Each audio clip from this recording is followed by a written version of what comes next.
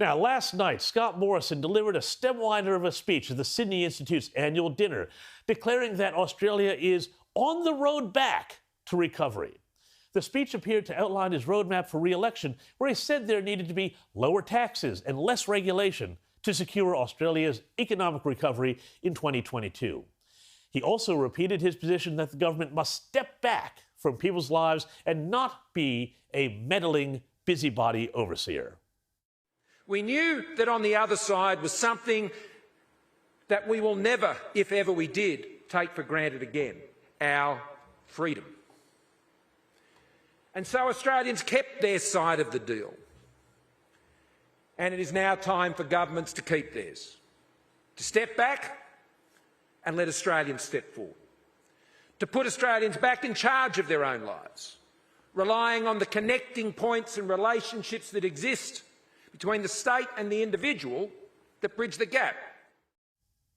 I'm now joined by Executive Director of GT Communications and free-range citizen of West Australia, who is allowed to roam where she likes as long as she stays in Farmer Mark's yard, Gemma Tognini. Now, Gemma, thanks so much for joining us tonight. I'm pleased to be able to broadcast uninhibited from Westralia to the rest of the nation, James. Thank you. Thank you for giving me voice. I feel heard. Well, we should have you be the Voices for West Australia candidate, you know, give a little bit of balance to some of those other Voices candidates. But first of all, Gemma, can you bring us up to speed on the latest COVID developments? And is it true that there have been positive cases sullying the COVID-free lands of West Australia? What's going on and how are people reacting?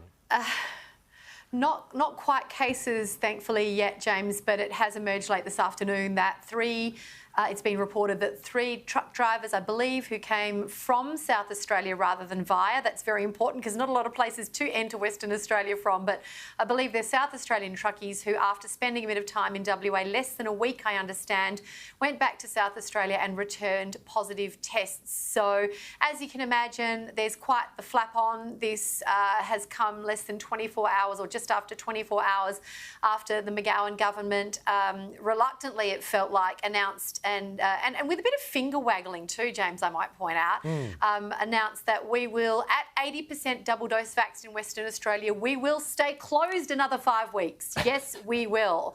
But thankfully no cases yet. Whether they will eventuate is anyone's guess.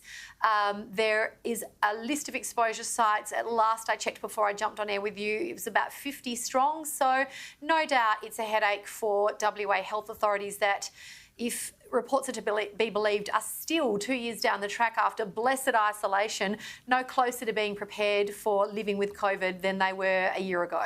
Well, that's a shocking thing to me, Jim. I mean, it has been 2 years to get their ducks in a row, and they still don't know what they're going to do. But we had the grand final. Oh, well, yeah, of course. We had the AFL grand final, James. Who needs to have a health system that functions when you've got the footy? Sorry. You know, I'm a stranger here myself. You know, I wasn't brought up on this, so not across how that is actually more important than a functioning health system. So they should have had that, you know, in my citizenship, I guess, Gemma. But I want to come back to WA in a minute, but I want to go back to the national scene for a second. And I want to ask you, What did you make of Prime Minister Scott Morrison's speech? Is he saying anything new here? And do you trust him when he says that the government really is going to get out of people's lives? Is he saying anything new first? Let's look at that. Yes-ish. I think it's more a case of manner rather than matter. I believe that the Prime Minister is reading the room better than any of the premiers except for Dom Perrottet, and thank you very much, Dom, for leading this country when others couldn't.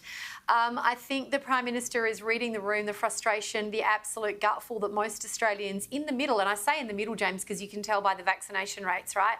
Most of us are just done with the 2 years of being stuck within our own country, as you rightly point out.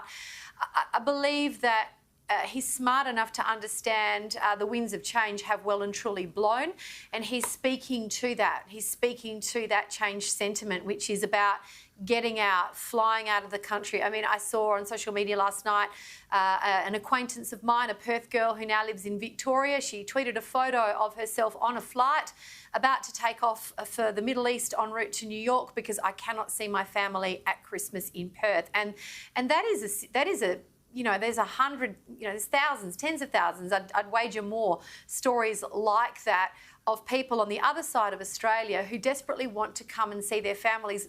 Not a privilege, by the way, and, not an unreasonable thing to expect in a free-ish country, who simply can't come and see their families. And I find that, I can be trite about it, but I find that deeply disturbing. As someone who lost their father not that long ago, it was 2 years, but it sometimes feels like 2 weeks. The amount of social damage and the carnage that has been wrought, not just by the McGowan regime, but the Palaszczuk regime, and even the Stephen Marshall allegedly Liberal government in South Australia, separating families from the life events that are most important. They're the things that are the difference between existing and living. So I think the Prime Minister believes it, but I think he was expedient over the last 2 years. There was a lot of fear in this community.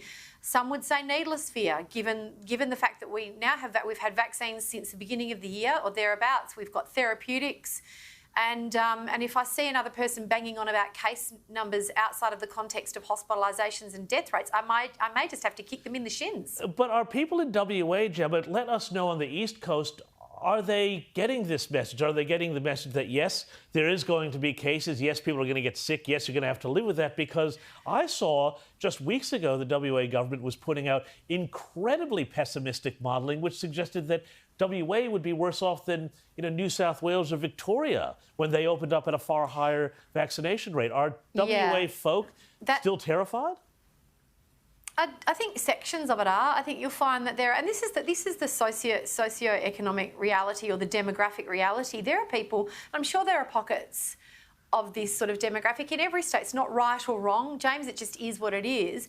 There are people in Western Australia whose whole families are here, their jobs are here, their lives are here, and they're content to stay here. And for those people, this has really been nothing but a passing, I guess, a bit of passing scenery. But for most people who live here, who have family in other places and whose lives are lived beyond the borders, this has been extremely difficult on many, many different fronts. And the West Australian has run two outstanding editorials today and yesterday, calling out the McGowan government for castigating West Australians, for lecturing us, for dishing up histrionics yesterday in announcing its opening plan. So I think most people have watch the news, James. It's not quite North Korea yet. We can still see that life is pretty normal in New South Wales. And a friend of mine ran the Melbourne Marathon on Sunday. The Melbourne Marathon went ahead with 1,000+ cases in Victoria. We're not blind and we're not deaf, so we can see that living with COVID is actually okay. It's very doable.